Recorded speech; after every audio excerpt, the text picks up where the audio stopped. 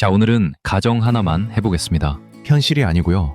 시뮬레이션이에요. 한국 정부가 어느 날 발표합니다. 우리도 독자 핵무장을 공식 검토하겠다. 그 순간 제일 먼저 움직이는 게 뭘까요? 미사일?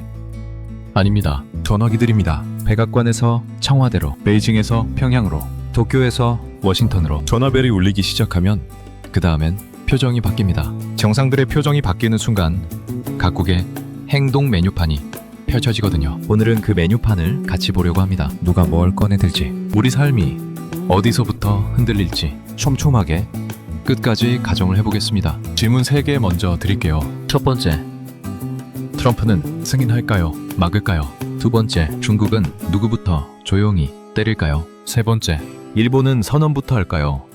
예산을 올리는 쪽으로 먼저 움직일까요? 이 세 질문의 답이 나오면 우리 회사, 우리 아이들, 우리 집안 대화의 내일 공기가 달라집니다. 가볍지 않은 얘기인 거 압니다. 그래서 더 정확하게 가겠습니다. 시작합니다. 먼저 미국 대통령 집무실로 가봅시다. 트럼프의 협상은 가치보다 거래 조건을 먼저 테이블에 올리는 방식으로 많이 알려져 있죠. 그래서 동맹도 관계보다 조건으로 보는 장면이 자주 나옵니다. 정치인들 흔히 하는 말 있잖아요. 동맹의 가치, 자유진영의 단결. 이런 수사적 표현은 뒤로 미뤄두고 숫자를 먼저 꺼내는 스타일이에요. 이게 미국한테 얼마야? 누가 돈을 내? 내가 얻는 건 뭐야? 너무 솔직하죠. 근데 이게 지금까지 보여온 패턴입니다. 그래서 동맹에도 가격표가 붙어요. 한국이 얼마를 내는지, 일본이 얼마를 내는지 계산기 두드리듯 따지는 거죠. 그런데 최근 몇 년 사이 미국 안에서 이상한 말들이 다시 나오기 시작했어요. 핵실험 재개. 미국은 1992년 이후로 핵폭탄 터뜨리는 실험을 안 했습니다. 30년 넘게요. 그런데 요즘 워싱턴에서 가끔 들리는 말이 있습니다. 핵실험 재개. 이게 다시 나온다는 건 한번 봉인해둔 비상수문을 다시 만지작거린다는 뜻이에요. 왜 그럴까요? 중국이 핵무기를 늘리고 있고 러시아도 핵 얘기를 자꾸 하니까. 수문을 열면 물길이 바뀝니다. 한 나라만 바뀌는 게 아니에요. 옆 나라들도 같이 움직이기 시작하죠. 이게 뭘 의미하냐면 트럼프 손에 핵카드가 다시 테이블 위로 올라올 수 있다는 겁니다. 변수는 중국이에요. 자, 그럼 트럼프 머릿속으로 들어가 봅시다. 한국이 우리도 핵무기 만들겠다 하면 트럼프는 뭘 계산할까요? 첫 번째, 한국이 핵을 갖게 하면 내가 뭘 얻지? 한국이 더 강해지니까 북한 상대하기 편할 수도 있죠. 미국이 돈 덜 쓸 수도 있고요. 두 번째, 그런데 통제가 될까? 핵무기는 한 번 퍼지면 막을 수가 없어요. 전염병처럼요. 한국이 갖게 하면 일본도 우리도 할 거고 대만도 베트남도 필리핀도. 세 번째, 중국이 난리치면 누가 수습해? 중국은 확실히 화를 낼 겁니다. 그럼 무역전쟁이 더 심해질 수도 있고 대만 문제에서 더 강하게 나올 수도 있죠. 그 책임을 트럼프가 지고 싶을까요? 여러분, 여기서 질문 하나. 트럼프가 좋아하는 건 예측 가능한 동맹일까요?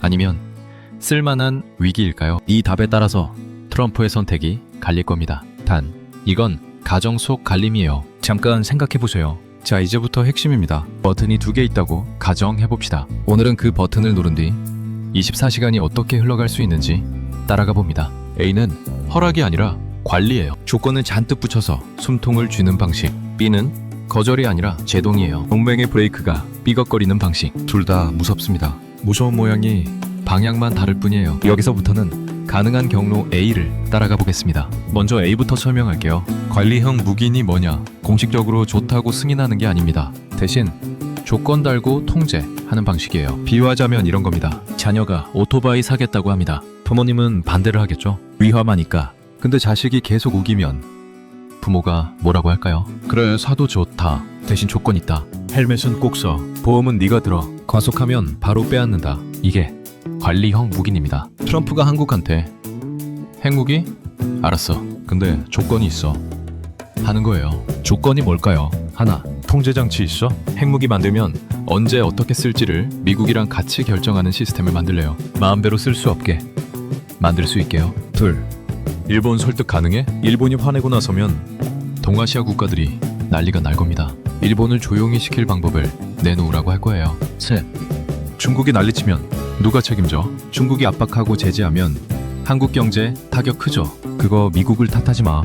넷, 북한은 더 미쳐 날뛰지 않나? 북한이 이걸 핑계로 더 큰 핵무기, 더 많은 미사일 만들면 결국 미국도 더 위험해집니다. 이 네 가지를 해결 못하면 트럼프는 묵인 대신 제동을 택할 수 있어요. 이번엔 B. 당한 제동. 트럼프가 딱 잘라 말합니다. 너 왜 그럴까요? 첫째, 통제가 안 되니까. 둘째, 비확산 원칙 깨지니까. 셋째, 동맹 안에서 균열이 생기니까. 이렇게 제동이 걸면 뭐가 일어날까요? 한국 국내 여론이 들끓습니다. 미국이 우리를 버렸다. 이제 우리끼리 살아야 한다. 정치권은 더 과열되죠. 찬성파, 반대파로 쫙 갈라져서 싸웁니다. 그럼 한국은 선택을 해야 돼요. 세 갈래 길이 나옵니다. 하나, 그래도 밀고 나간다. 둘, 멈춘다. 셋, 다른 방법을 찾는다. 이 세 갈래가 뭔지는 잠시 후에 자세히 볼 겁니다. 자, 정리하면요. A는 조건부 관리, B는 딱 잘라 제도. 이제부터는 영화처럼 보겠습니다. A라인으로 먼저 들어가고 나중에 B라인으로 넘어갈게요. 표정만 보고도 답이 갈려요. A라인입니다. 트럼프가 관리형 무기를 선택한 세상을 가정해봅시다. 트럼프가 이렇게 말한다고 칩시다. 좋아, 한국. 너희가 핵무기 가는 거 막진 않겠어. 대신 조건 있다. 조건 첫 번째, 통제장치 확실히 해. 만약 한국이 핵무기를 만들면 그걸 언제 어떻게 쓸지 미국과 공동으로 결정하는 시스템을 요구합니다. 쉽게 말하면 열쇠를 둘이 나눠가는 겁니다. 한국 혼자 문 못 열게 할 겁니다. 이게 왜 중요하냐? 한국이 감정적으로 판단할 수도 있거든요. 북한이 도발하면 화가 나서 우리도 한 방 이럴 수 있단 말이에요. 미국 입장에선 그게 제일 무섭습니다. 그래서 브레이크를 같이 잡겠다는 거예요. 조건 두 번째, 일본 설득해. 일본이 이 소식 들으면 어떻게 될까요? 일본도 우리도 핵무기 갖겠다고 나올 겁니다. 당연히 한국이 갔는데 일본이 가만히 있을 리가 없잖아요. 그럼 동아시아가 핵무기 경쟁으로 들어갑니다. 미국도 감당 못해요. 그래서 트럼프가 한국한테 이렇게 말하는 거예요. 일본을 달래. 일본이 조용히 있게 만들어. 그게 너희 몫이야. 이게 가능할까요? 솔직히 어렵습니다. 일본은 한국말 잘 안 듣거든요. 역사 문제도 있고 경쟁 의식도 있고. 조건 세 번째, 중국이 화를 내도 너희 책임이야. 한국이 핵무기 갖는다고 발표하면 중국이 가만히 있을까요? 절대 아닙니다. 중국이 불쾌감을 강하게 느낀다면 압박 카드를 먼저 만지작거릴 수 있죠. 무역에서, 관광에서, 투자에서 기업들 곤란해지죠. 수출 막히고 관광객 안 오고 투자 끊기고. 그럼 한국 경제가 흔들립니다. 그때 한국 국민들이 누구한테 화를 낼까요? 미국이 도와줘야 되는 거 아니야? 이럴 수도 있어요. 근데 트럼프는 미리 못을 박을 겁니다. 그거 우리 책임 아니야. 너희가 선택한 거잖아. 너희가 감당해. 조건 네 번째, 북한 더 날뛰면 어쩔래? 한국이 핵무기 만든다고 하면 북한은 뭐라고 할까요?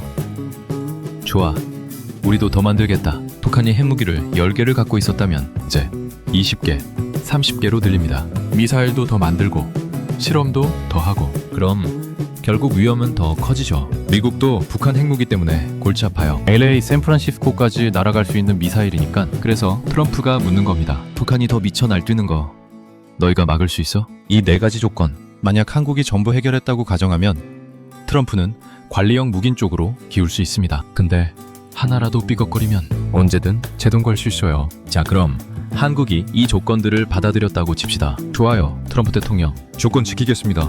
그 순간부터 뭐가 시작될까요? 미국은 한국한테 대가를 요구합니다. 좋아, 핵무기는 갖게 해줄게. 대신 너희 역할이 커진다. 무슨 역할? 첫째, 북한 감시를 한국이 더 많이 해. 둘째, 중국 견제하는데 한국이 더 적극적으로 나와. 셋째, 미군 주둔 비용을 더 내. 넷째, 미국 무기를 더 많이 사. 쉽게 말하면 공짜는 없다는 겁니다. 핵무기 갖게 해주는 대신 한국이 더 앞줄에 서라는 거예요. 이게 좋은 거예요, 나쁜 거예요? 좋은 점도 있어요. 안보가 강해지니까 북한이 함부로 못해요. 나쁜 점도 있어요.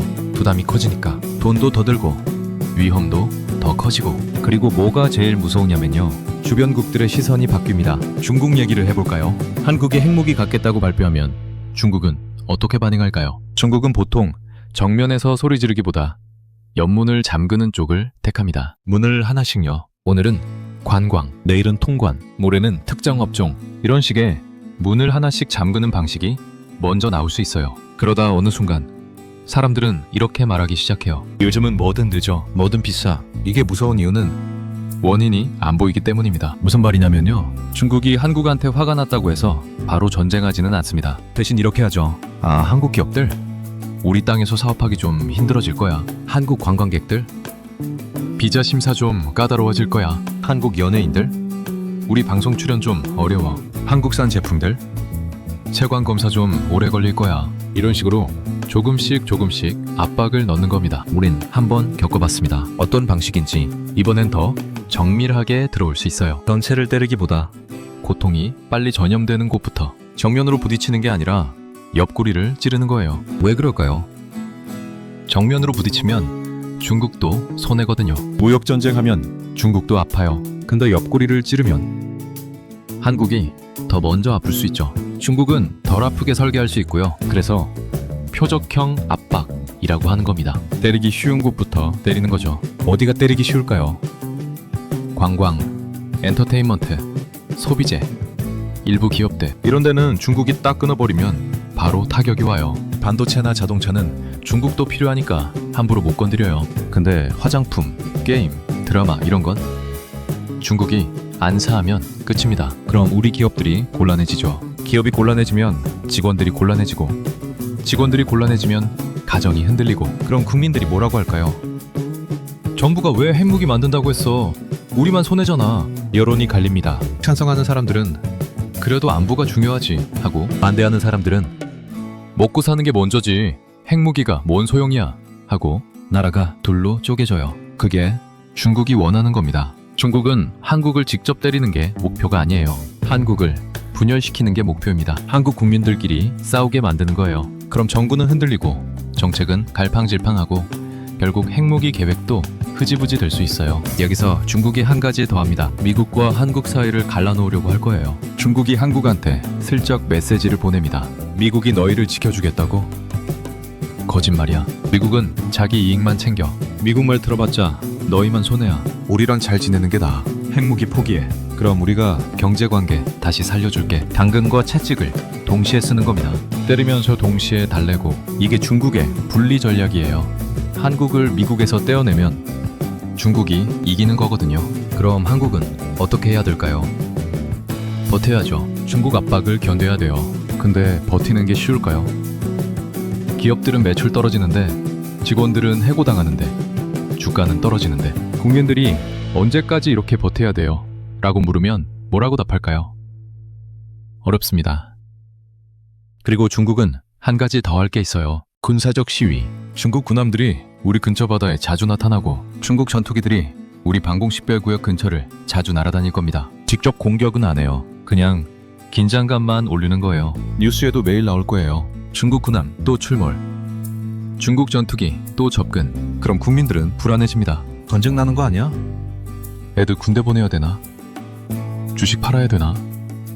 이게 중국이 원하는 겁니다. 한국 국민들을 불안하게 만들어서 정부를 압박하는 거예요. 핵무기 때문에 이렇게 됐잖아. 그냥 포기해. 여기서 포인트 하나. 중국이 무역이 아니라 보험부터 건드리면 우리가 체감하는 속도가 달라집니다. 무슨 말이냐면요. 무역은 기업들이 먼저 느껴요. 일반 국민들은 좀 나중에 느끼고. 근데 보험은 긴장이 오래 이어지면 일부 분야에서 리스크 비용이 붙습니다. 보험이나 물류 같은 데서요. 여행 갈 때 보험료 올라가고 해외 송금할 때 수수료 올라가고 기업들도 무역보험료가 올라가니까 제품 가격에 반영하게 되고 그럼 물가가 오른 것처럼 느껴집니다. 실제로 물가가 오른 건 아닌데 불확실성 비용이 붙는 거예요. 이게 제일 무서워요.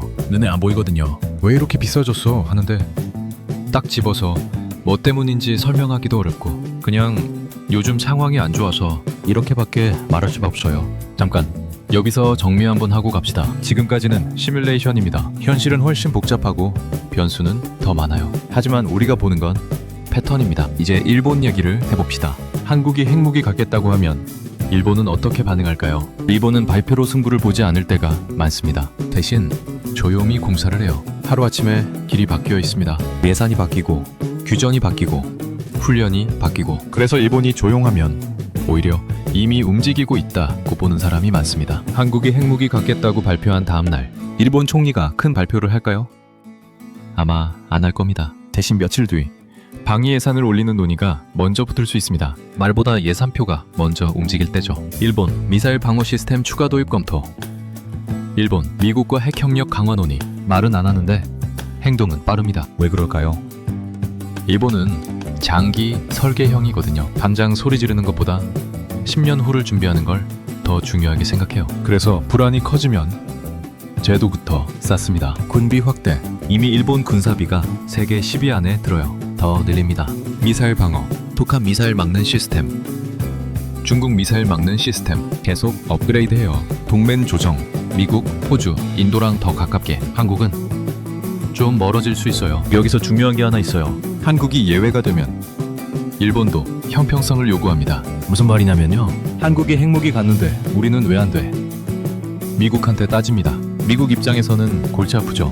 한국 하나 무기 난 건데 일본까지 하겠다고 하면 일본이 핵무기가 쓰면 어떻게 될까요? 중국이 더 화를 낼 겁니다. 역사 문제도 있고 2차 대전 때 일본이 중국한테 한 일들. 그래서 중국은 일본 핵무장을 절대 용납 못합니다. 대만도 가만히 있지 않아요. 우리도 할 겁니다. 베트남도, 필리핀도, 인도네시아도. 동아시아 전체가 핵 도미노로 들어가요. 이게 미국이 제일 무서워하는 시나리오예요. 그래서 트럼프가 한국한테 조건을 건 거잖아요. 일본 설득해 라고. 근데 한국이 일본을 설득할 수 있을까요?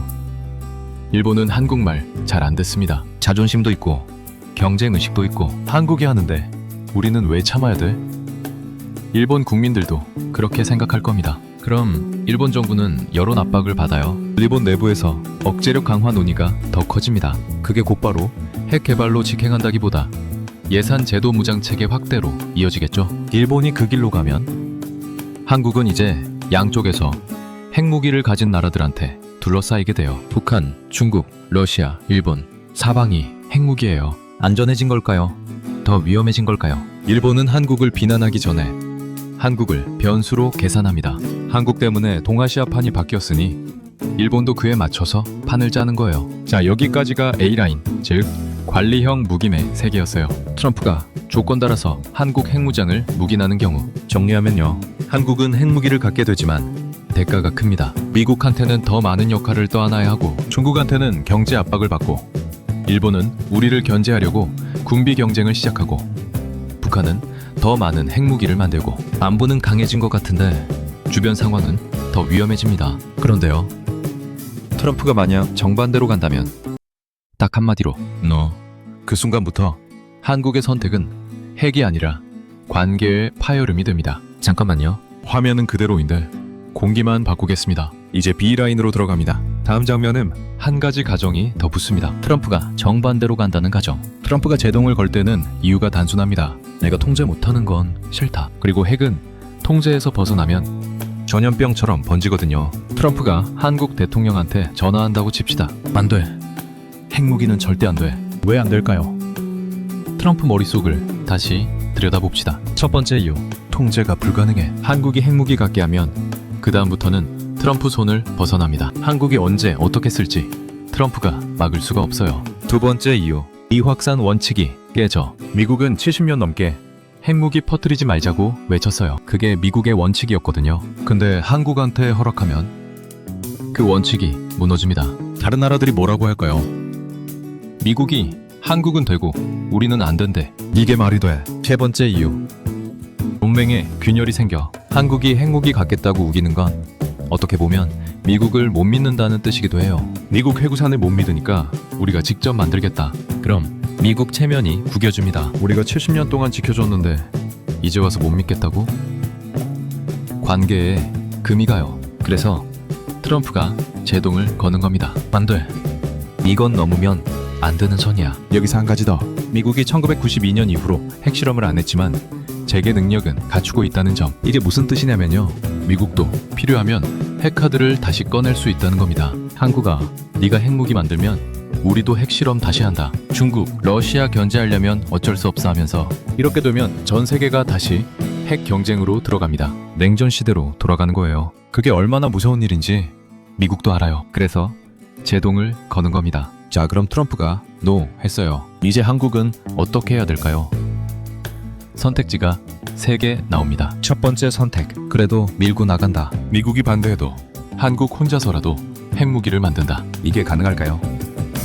기술적 가능성 논쟁이 생길 겁니다. 한국 과학기술 수준이 높으니까. 근데 대가가 어마어마합니다. 먼저 미국과의 관계가 파열됩니다.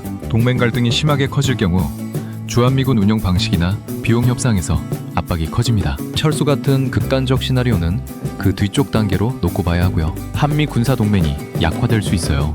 그럼 한국은 진짜 혼자가 되어 북한, 중국, 러시아 앞에서 혼자 서야 되는 겁니다. 경제도 타격받습니다. 미국이 경제 제재를 검토합니다. 달러 거래를 제한하거나 기술 수출을 금지하거나. 그럼 한국 기업들은 부품을 못 구해요. 반도체를 만들 수 없을 수도 있습니다. 국제사회에서도 고립 국면으로 갈 수 있어요. 유엔에서 제재 결의안이 통과될 수 있어요. 한국이 불량 국가 취급받는 겁니다. 북한처럼요. 이 모든 대가를 감수하고서라도 핵무기를 만들 가치가 있을까요? 국민들한테 물어봐야 돼요. 여러분, 우리 이제 미국 없이 삽니다. 경제도 어려워집니다. 그래도 핵무기 만들까요? 국민들이 뭐라고 할까요?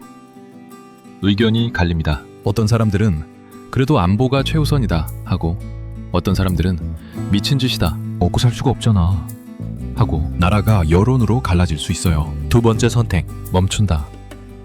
미국 말 듣고 핵무기 포기한다. 이게 제일 현실적인 선택인 것 같죠? 근데 이것도 대가가 있어요. 국내 여론이 폭발합니다. 미국한테 굴복했다. 우리 안보는 어떻게 하려고? 정부는 무능하다.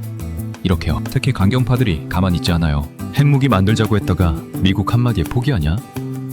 체면이 어디 갔어? 정치권이 난리 납니다. 야당은 정부를 공격하고, 여론은 들끓고, 지지율은 폭락하고, 정부는 버티기 어려워집니다. 그리고 북한은 신이 날 겁니다. 봐라, 한국이 미국 말 한마디에 꼬리 내렸다. 약한 놈들. 북한이 더 기고만장해집니다. 도발도 더 심해질 수 있어요. 세 번째 선택, 대체 강화. 핵무기는 포기하되 다른 방법으로 억제력을 확 키운다. 어떤 방법?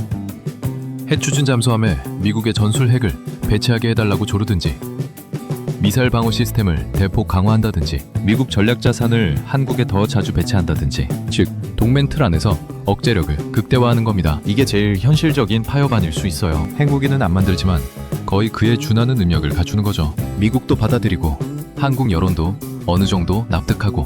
근데 이것도 완벽하진 않아요. 돈이 엄청 들 겁니다. 국방비가 확 올라가고, 중국은 여전히 압박할 겁니다. 한국이 미국 편에 더 붙는다면서. 그리고 강경파들은 여전히 불만입니다. 이건 진짜 핵무기가 아니잖아. 자, 이 세 가지 선택. 하나, 강행. 둘, 멈춤. 셋, 대체 강화. 어느 게 답일까요? 정답은 없습니다. 각 선택마다 대가가 있고, 각 선택마다 위험이 있어요. 한국이 어떤 걸 선택하느냐에 따라서 우리 삶이 완전히 달라집니다. 그런데 여기서 한 국가가 더 등장합니다. 북한. 북한은 이 상황을 어떻게 볼까요? 북한은 이 상황을 위험으로만 보지 않습니다. 기회로도 봐요. 왜냐면 한국과 미국 사이에 소리가 나기 시작하거든요. 한국이 핵무기 만들겠다고 하면 미국은 안 돼 라고 하고, 한국 국민들은 미국이 우리를 안 지켜주네 라고 생각하고, 미국은 한국이 왜 저래 라고 생각하고, 이렇게 금이 가기 시작하면 북한이 파고듭니다. 북한은 긴장 조절 레버를 쥔 플레이어거든요. 도발, 대화, 침묵을 섞어서 판을 흔들어요. 첫 번째 카드, 도발로 겁주기. 한국과 미국이 삐걱거릴 때 북한이 미사일을 쏠 수도 있습니다. 우리는 핵무기를 더 만들었다고 발표합니다. 그럼 한국 국민들은 더 불안해집니다. 봐라, 북한이 또 도발한다. 우리 핵무기 없으면 어떡해? 여론이 더 과열되죠. 두 번째 카드, 대화 제스처로 흔들기. 북한이 갑자기 태도를 바꿉니다. 우리 대화하자. 평화협정 맺자. 그럼 한국 국민들 일부는 생각합니다. 대화하면 되는 거 아니야? 굳이 핵무기 만들 필요 있어? 여론이 또 갈려요. 세 번째 카드, 조용히 긴장만 올리기. 북한이 아무 말도 안 하고 아무 행동도 안 해요. 그냥 조용합니다. 이게 더 무섭습니다. 북한이 뭘 준비하는 거 아니야? 조용한 게 더 수상한데? 시장도 불안하고, 투자자들도 불안하고, 국민들도 불안하고. 북한은 미사일보다 타이밍을 쏩니다. 언제 도발하고, 언제 대화하고, 언제 조용히 있을지 그 타이밍을 정확하게 맞춰서 한국과 미국을 흔드는 겁니다. 그럼 한국은 어떻게 해야 될까요? 북한 눈치 보면서, 미국 눈치 보면서, 중국 눈치 보면서, 일본 눈치 보면서. 정신없습니다. 이게 북한이 원하는 겁니다. 한국이 혼란스러워지는 거. 다시 중국 얘기로 돌아가 봅시다. 트럼프가 노해서 한국과 미국이 삐걱거리면 중국은 어떻게 할까요? 중국은 기회를 놓치지 않습니다. 한국을 미국에서 떼어내면 이긴다. 이게 중국의 목표예요. 그래서 압박과 당근을 동시에 쓸 겁니다. 압박은 계속 유지할 겁니다. 한국이 핵무기 얘기를 꺼낸 것 자체가 문제다. 경제 제재, 외교 압박, 군사 시위 계속해요. 근데 동시에 당근도 던집니다. 한국아, 미국이 너희를 안 도와주잖아. 우리랑 손잡자. 핵무기 포기해. 그럼 우리가 경제협력 다시 해줄게. 관광도 다시 허용하고 투자도 다시 하고. 한국 일부 기업들은 솔깃합니다. 중국 시장이 크니까 돈이 되니까. 정부는 미국 편만 들지 말고 중국이랑도 관계 개선 좀 해줘. 여론이 또 갈립니다. 친미파는 미국 동맹이 최우선이다 하고, 친중파는 경제가 죽는데 동맹이 무슨 소용이야 하고, 정부는 줄타기를 해야 돼요. 미국 비위도 안 거스르면서 중국하고도 관계를 유지하면서. 이게 얼마나 어려운지 아시죠? 양쪽 다 만족시킬 수가 없어요. 미국은 우리 편이냐 중국 편이냐 따지고, 중국도 우리 편이냐 미국 편이냐 따집니다. 중간을 허용하지 않으려는 압박이 커지는 겁니다. 일본은 어떻게 할까요? 한국과 미국이 삐걱거리면 일본은 속도를 냅니다. 연수가 커졌으니 우리가 움직일 때다. 선언보다 시스템. 일본 총리가 큰 발표를 안 해도 뒤에서 일은 다 진행됩니다. 방위 예산 증액, 법 개정, 미사일 도입, 동맹 강화. 조용히, 빠르게, 확실하게 미국한테 더 가까이 갑니다. 한국이 흔들리니까 우리가 믿을 만한 동맹이 되겠습니다. 미국도 일본이 고맙죠. 역시 일본이 더 안정적이야. 그럼 한국의 입지는 약해집니다. 동아시아에서 미국의 주요 파트너가 한국에서 일본으로 넘어갈 수 있어요. 한국은 점점 고립되는 겁니다. 자, 여기까지가 주변국들 얘기였어요. 이제 제일 중요한 얘기를 할게요. 우리 삶이 어떻게 바뀌는가. 국제정치 얘기가 멀게 느껴질 수 있어요. 트럼프가 뭘 하든 중국이 뭘 하든 나랑 무슨 상관이야? 아닙니다. 엄청 관련 있어요. 우리 삶이 바뀝니다. 통장만이 아니에요. 회사, 아이들 진로, 여행, 군복무. 매일 듣는 뉴스의 온도가 같이 바뀝니다. 이건 숫자 하나가 아니라 공기의 변화예요. 집안 대화가 바뀌는 변화. 7가지로 나눠서 설명할게요. 첫 번째, 뉴스의 온도가 달라집니다. 지금은 국제 뉴스가 다른 세상 얘기처럼 느껴지잖아요. 근데 한국 핵무장 얘기가 나오면 국제 뉴스가 생활 뉴스로 들어옵니다. 매일 아침 뉴스 켜면 중국 압박, 미국 반응, 북한 도발, 불안이 체감됩니다. 오늘은 무슨 일이 또 터졌나 하면서 뉴스부터 찾게 돼요. 뉴스톤이 바뀝니다. 해설자들 목소리가 무거워져요. 자막이 빨개져요. 속고가 늘어나요. 그럼 우리 마음도 무거워집니다. 두 번째, 회사가 멈춤 버튼을 누릅니다. 기업들이 투자 결정을 못 내립니다. 지금 공장 지어도 될까? 신규 채용해도 될까? 해외 진출해도 될까? 불확실하니까 일단 멈춰요. 투자가 줄어들면 일자리가 줄어듭니다. 채용이 보수적으로 변해요. 청년들이 제일 먼저 타격받습니다. 요즘 취업이 왜 이렇게 어려워? 경기가 안 좋은가? 면접에서 떨어지는 게 실력 때문이 아니라 회사가 사람을 안 뽑는 거거든요. 중년들도 불안해집니다. 우리 회사 괜찮을까? 구조조정하는 거 아니야? 직장 안정성이 흔들려요. 세 번째, 비자보다 절차가 길어집니다. 해외여행 가려고 하는데 상황이 오래 이어지면 비자 심사가 까다로워집니다. 왜 이렇게 서류를 많이 요구해? 전엔 안 그랬는데.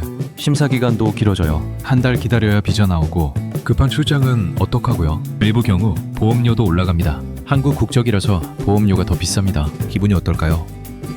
우리가 뭐 잘못한 것도 아닌데 국가 이미지 때문에 개인이 피해보는 겁니다. 유학 가는 아이들도 영향받아요. 입학 심사가 까다로워지고 장학금 받기 어려워질 겁니다. 네 번째, 가격표에 불안 비용이 붙습니다. 물가가 직접 오르는 건 아닌데 불확실성 비용이 붙어요. 계약할 때 리스크 프리미엄이 붙고 보험료가 올라가고 물류비가 올라가고 결국 제품 가격에 반영됩니다. 왜 갑자기 비싸졌어? 하는데 정확한 이유를 알기 어려워요. 마트 가면 느낍니다. 똑같은 물건인데 가격표가 바뀌어 있어요. 이게 왜 올랐지?